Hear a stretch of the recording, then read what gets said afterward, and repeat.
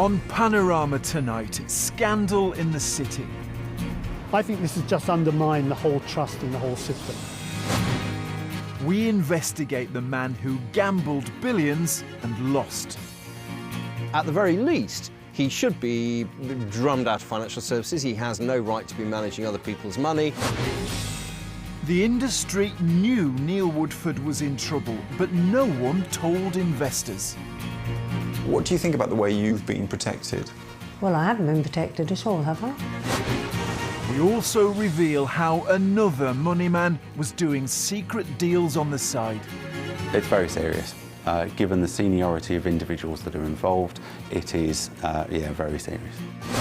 As hundreds of thousands count the cost of the Woodford scandal, Mr. Woodford, we confront the man himself.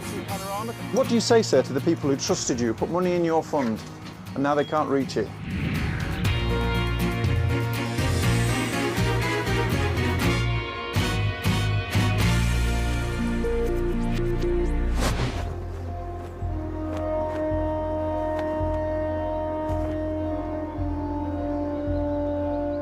It's all about guessing which way the financial wind is blowing. In the city, fortunes are made and lost on predicting which direction things are heading. For many of us, whether we like it or not, our financial security is tied to the ups and downs of the stock exchange. Now, that means we depend on those who manage our cash getting it right more than they get it wrong. The government changed the rules to give people the freedom to invest their pensions wherever they like. So hundreds of thousands are getting more involved in this high-risk game.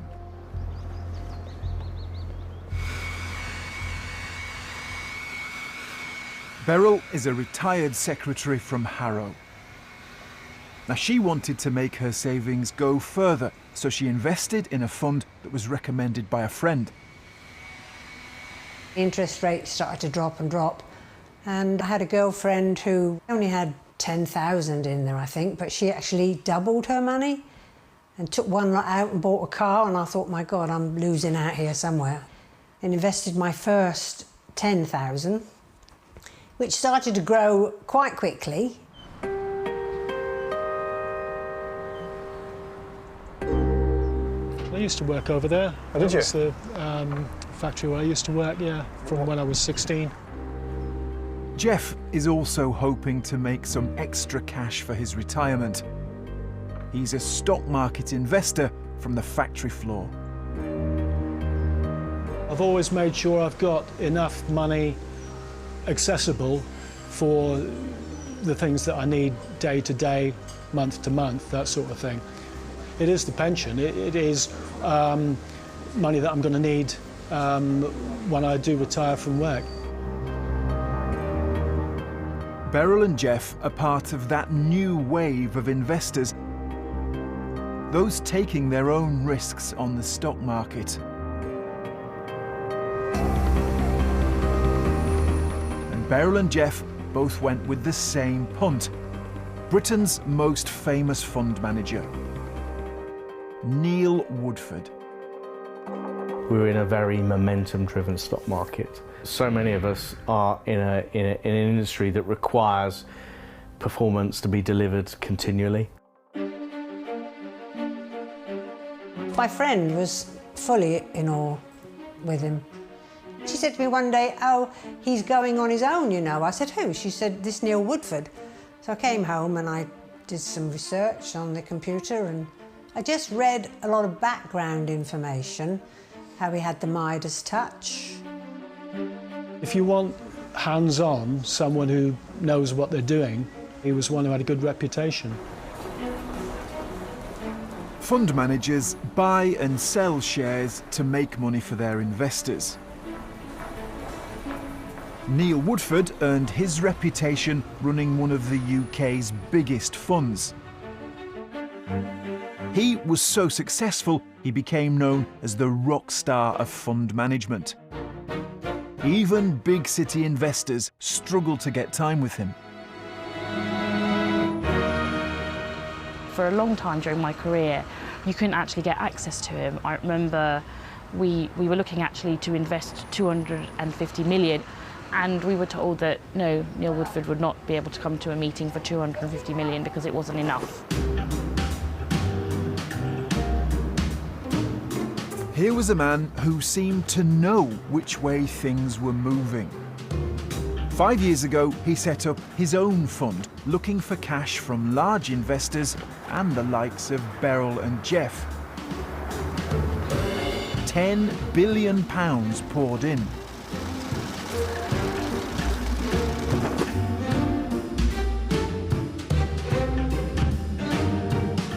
Even some in the know couldn't resist. Alex Brummer has been the city editor of the Daily Mail for 20 years. I reached an age where I was able to cash in part of my pension and reinvest it myself. And as somebody who feels, who writes about the city every day, I felt I was, I could make these decisions. But Woodford was one which I went to straight away. His reputation went before him. I liked his style because he'd been so wise, and I always thought often on the side of the gods. But not everyone was convinced. You see often star fund managers with big names can set up their own firms because they have the reputation and people will follow them. A lot of people were surprised that so many vulnerable pensioners were exposed to Woodford's product before it had been properly researched. Friday the 13th. Bad luck for some. Well, bad luck, I think, for Neil Woodford. Some thought Neil Woodford was out of his depth. If you want to keep up to date on Woodford's growing problems, this isn't going to end well for Neil. Tom Winifrith is a former fund manager himself who writes and broadcasts from his home in the Welsh borders. He's been investigating Neil Woodford for years.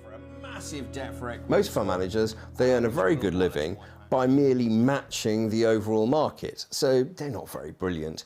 You get people who do things a bit different, and they can be heroes one year, but they can be zeros the other year. Neil Woodford was a hero for most of his career, but he has changed his investment approach, and what worked for him back in 2000 is not what he's been doing since he set up on his own.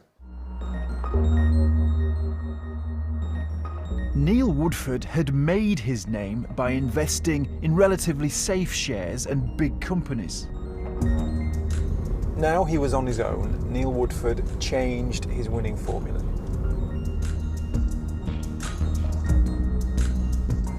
He based himself in Oxford. Many of his investments are nearby, cutting-edge companies, and that makes them a risky bet. Now this here is a company called Oxford Nanopore Technologies. Now they're trying to come up with machines that will sequence our DNA.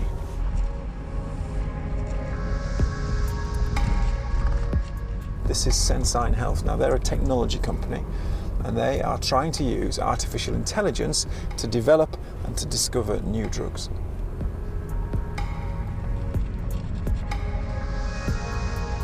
So this company is called Immunocore and they are trying to find a cure for skin cancer, which is obviously amazing, but it's a high-risk investment. Critics say Neil Woodford has been taken in by high-tech and its promise to disrupt conventional business. Neil is very keen on companies that say they're going to disrupt the world of washing machines, drinking water, wooden pallets, disrupt the world of seeking cures for cancer. Disrupt anything. However much cash you're going to guzzle over the next few years, however much you're going to pay yourself, use the word disruptive and then Neil will go for it. There's nothing wrong with risky investments if people understand the chances they are taking. But Beryl had signed up on a website. She didn't really take the risks on board. This is where I looked when I was looking for a platform. Very glossy, isn't it? Yes, it is. How yes. to get started with investing. I know, yeah. The website also lets Beryl see how her money is doing. What's happened today? I've lost another £330, I think. Today? I think yesterday it was at 24,690. Today it's at 24,398. And it started at 35. Five. How does that make you feel just to see it slip like that? Well, if you can bleep this out, it makes me feel p***ed off.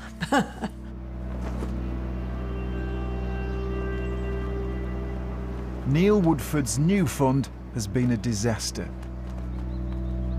It's lost billions. It's cost me tens of thousands of pounds at the moment. You're investing your money in one of Britain's leading fund managers, somebody with such a stellar reputation. You wouldn't think you're gambling. Neil Woodford's fund was suspended by the administrators in June because there wasn't enough cash to pay investors back. It's not just high rollers that could be affected by Neil Woodford's fund. Here in Kent, tens of thousands of workers don't know what will happen to their money.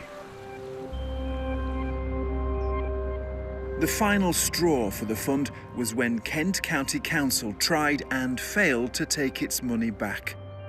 £260 million of pension cash. These are the pensions of 135,000 members. These are employees and ex-employees of Kent County Council itself, of other Kent councils, of schools, police, fire service. And these are not, on the whole, wealthy people, are they? They'll depend on this pension. Absolutely, yes. These are, at the end of the day, hard-working people who need a pension at the end of their employment. Back then, Neil Woodford said the fund's suspension would give him time to raise cash. But across the UK, more than 300,000 small investors have their money trapped.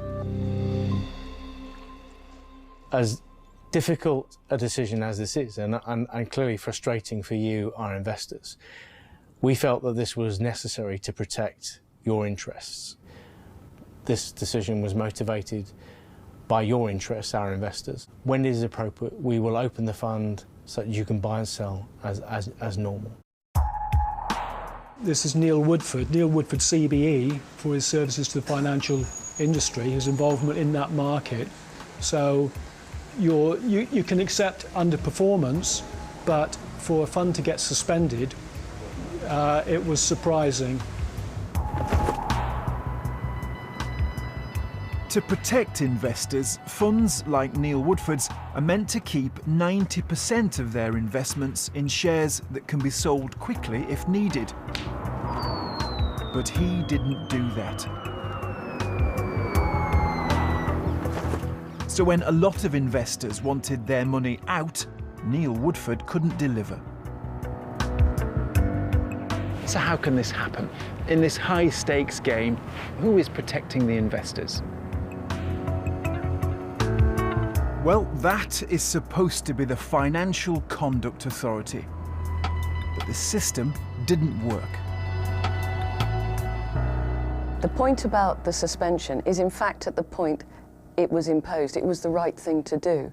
It's a measure to protect investors, not to penalise investors. But they didn't know. The investors didn't know, and now they can't get their cash. And they say that doesn't feel much like protection. You're right, at the moment, and some people, that's biting on more acutely than others, but these are long-term investments. Does that mean that the rules that are in place now, today, are not really protecting small investors?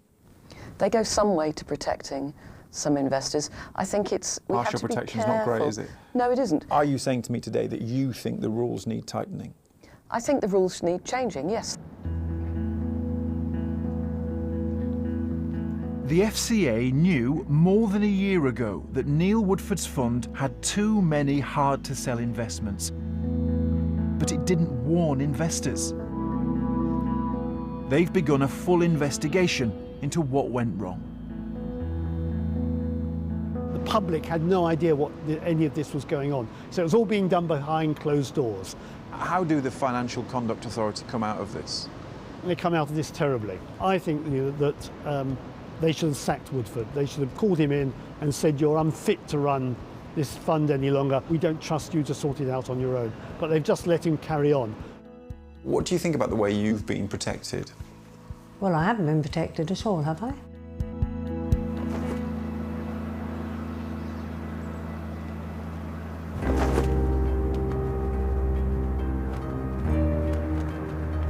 What we've found is a world where some fund managers seem to be able to do as they please.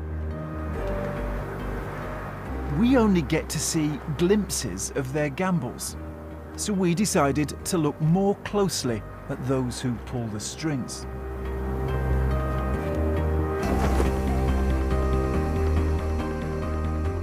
We found another fund manager breaking rules designed to protect investors. His name is Mark Denning. I feel we're in a growth-starved world and people will be paying big premiums for growth. So I'm trying to find companies that are perhaps somewhat misunderstood. He's worked at one of the biggest investment companies in the world for 36 years. What does the word partner really mean? Someone I can trust, who's with me for the long term. Capital Group manages almost $2 trillion of assets. With Capital Group, I can. Mr. Denning has been helping to manage more than $300 billion of investors' money. That's made him one of the world's leading fund managers. Over time, just adjusting the portfolio a little bit like a sailing captain at the tiller. And he should know. This is him on his vintage yacht. He also has luxury homes around the world.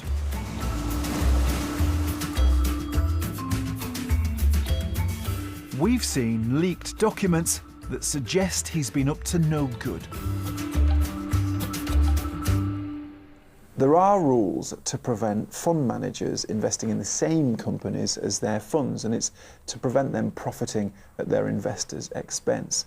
But our documents suggest that Mr. Denning hasn't been taking these rules too seriously. Take Eros International, a Bollywood film company. We are moving to the land of opportunity. Mark Denning's fund at Capital Group invested. Hey, Mr. India! What do you do? I'm a doctor. And our documents suggest he had secret investments in it as well. And it wasn't a one-off. We think the same thing happened with a medical research company called Mesoblast. We also think he had a secret investment in Hummingbird Resources. It's a gold mining company set up by his son-in-law.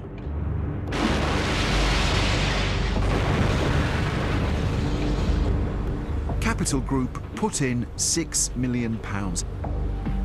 It wasn't from a fund run by Mark Denning, but it looks like another conflict of interest because of the family connection. There is a clear concern around Mr. Denning potentially failing to declare these conflicts of interest. How serious is this? It's very serious, given the regulator's focus on senior managers declaring this type of conflict of interest, or what appears to be this type of conflict of interest. It is, yeah, very serious.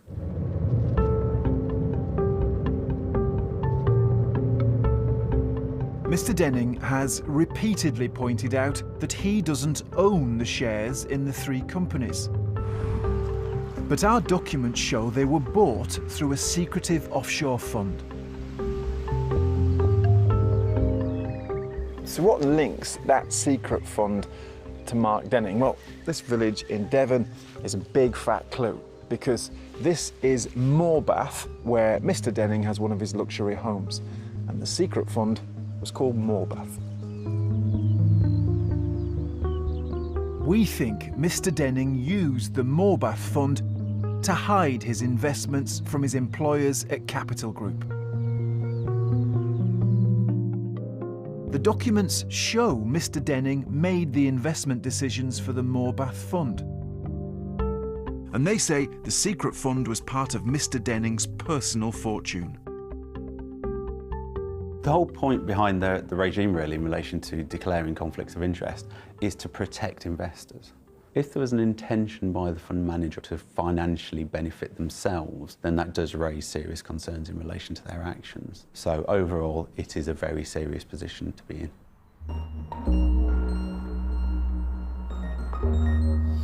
We wrote to Capital Group about Mr. Denning's secret investment. 5 days later, he was forced to resign.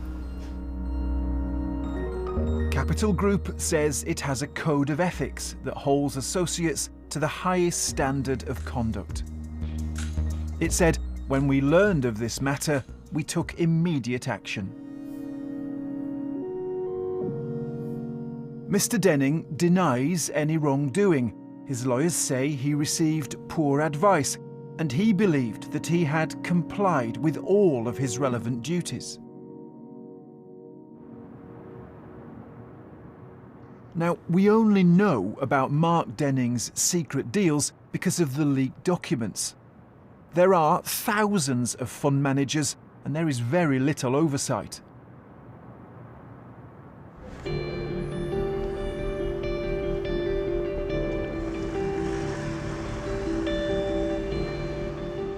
Let's look again at Neil Woodford's case. He too seems to have been playing fast and loose with the rules. He invested in another cutting-edge company. This one was near Cambridge. Benevolent AI is trying to build a computer brain that will identify cures for diseases. They built their new research centre in this science park in the Cambridgeshire countryside, and it's a very, very secure site. This is as near as you can get if you just turn up. And they say that it's at that facility that they're building their machine brain. If it works, it could revolutionise medicine and make Neil Woodford and his investors a fortune. But it's another risky investment. Neil Woodford told investors that he was going to be a value investor. So companies that made profits, companies that paid a lot of dividends, companies that had cash at the bank, companies that generated cash. And then he went and invested a lot of his money in companies which will regularly have to turn around to their backers and say, we need more money. The problem is tech companies rarely make a profit in the early years, so no one really knows what they're worth.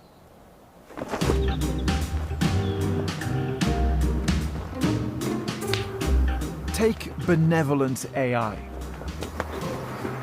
When Neil Woodford invests in June 2015, it's valued at £150 million. 4 months later, it's revalued at £1.15 billion. 3 years later, it's gone up again to £1.4 billion.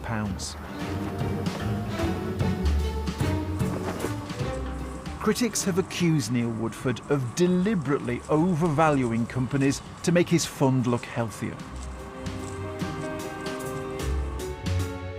His lawyers say he isn't responsible for valuations which are carried out by independent experts. But 2 years ago, the regulator said he was involved and ordered him to back off. We had to intervene in the early years of this particular fund when the valuations were in fact being done by Woodford within that context. And we intervened to ensure that they were not going to be done by Woodford because of the fundamental conflict of interest. And that's exactly why the investment manager is not allowed to be responsible for the valuation of fund. One person definitely benefits from sky-high valuations. Neil Woodford. His fees are based on the value of the fund, so the higher it goes, the more cash he gets. Systematically, those transactions have bloated on a temporary basis the value of his funds, allowing him to charge additional management fees, him to make even more money personally. Last year, Neil Woodford made £24 million from his funds. Even after the fund was gated, investors were forced to continue paying fees.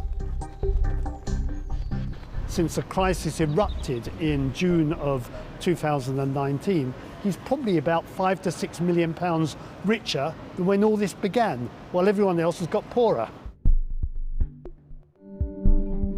Mr. Woodford's lawyers said the fees only cover costs and will not generate any profits or income during the period of suspension, and that he was sorry for the impact on investors. Get your camera. Right, good.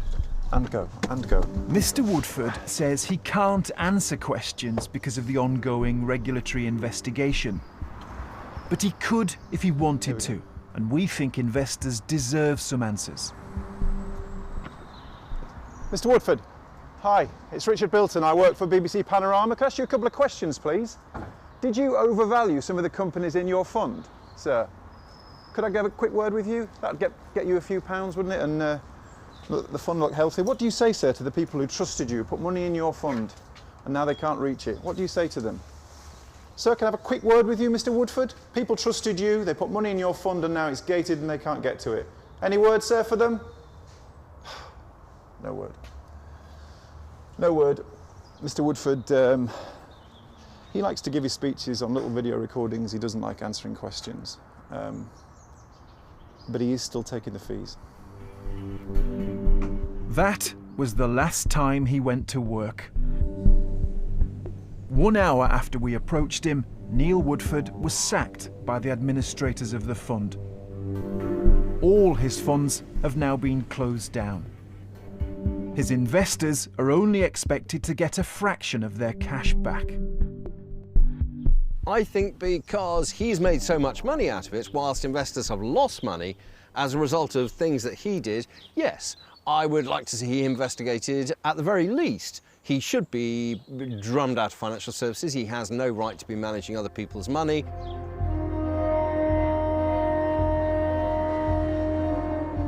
What we've found is that the rules don't always work. Billions of pounds of our money are being gambled without proper checks. You ought to be able to put your trust in these people. I think this has just undermined the whole trust in the whole system. How long can you afford to keep losing 300 quid a day? I can't do anything about it.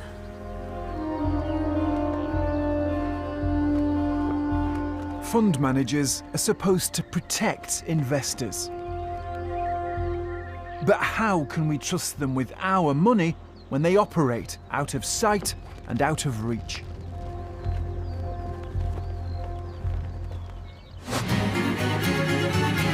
If you thought things couldn't get even murkier, then think again. Part 3 of new crime drama, Dublin Murders, to come next. BBC Two is tracking the devastating wildfire disaster of a year ago on the day California burned.